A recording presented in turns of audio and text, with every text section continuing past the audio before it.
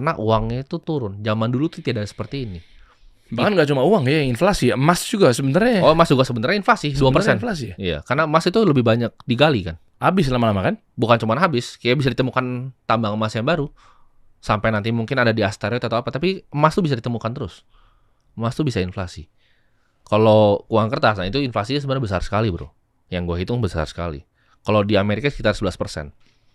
Wah, jadi gila. jumlah likuiditas yang dicetak tuh 8%, inflasi real 3%, jadi 11% harusnya Amerika. Tapi di negara yang seperti kita ini 15%, bro. Karena gue itu bagi bertonton beras setiap minggu. Setiap minggu. Bertonton, bisa 10 ton, bisa 11 ton. Masya Allah. Itu gue yang tahu harga beras itu naiknya tuh 24%.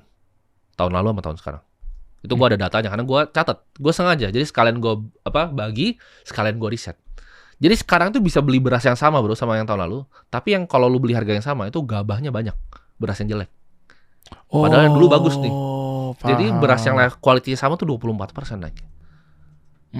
Gitu. Karena ini dari atas dari yang gue beli ya. Kalau dari data pemerintah gue nggak paham. Tapi ini dari yang gue beli. Oke. Sebelum kita bahas Bitcoin dan lain sebagainya ya, dan gimana cara mereka memulai, gimana cara meyakinkan. Gue tahu pasti lo kan banyak-banyak ngira bahwa ini adalah Indra Kents Part 2, Doni Salmanan Jilid 2 gitu kan. Sementara lo juga nyerang dia juga gitu ya. Iya. Nah, masih ada 3 matriks lagi nih, bro. Dikit lagi, bro. Miskin tetap miskin, matinya adalah ya sudah, karena memang pola pikirnya begitu-begitu. Ya kita makin susah mah begini mah, ya udah takdirnya begini mah, dan seterusnya. Betul. Lanjutin dikit dan kita ngebut aja nih, bro. Miskin ujungnya kaya, berarti gimana cara eskalasi otaknya dia? Yang satu dia harus buang. Dia harus buang semua pikiran yang lama, nggak bisa. Kayak tadi, kuliah tuh jalan untuk menuju kesuksesan tuh salah. Terus dibuang jauh-jauh. Oke. Dan mindset untuk orang miskin ini akan tetap mati miskin terus dibuang jauh-jauh. Mereka nggak bisa cuma lihat sekitarnya, terus ngerasa oh cuma segitu. Karena dunia itu, bro, ini konsep dunia. Dunia itu unlimited uangnya. Jadi uang itu nggak pernah bisa habis sebenarnya. Kita bisa semua jadi orang-orang kaya bareng.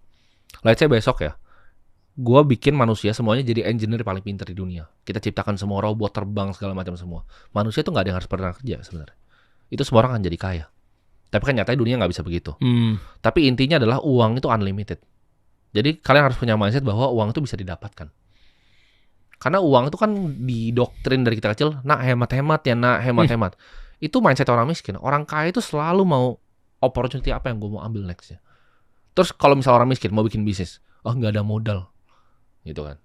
Itu mindset yang keliru. Gue juga mulai juga nggak ada modal. Modalnya apa? Otak modalnya.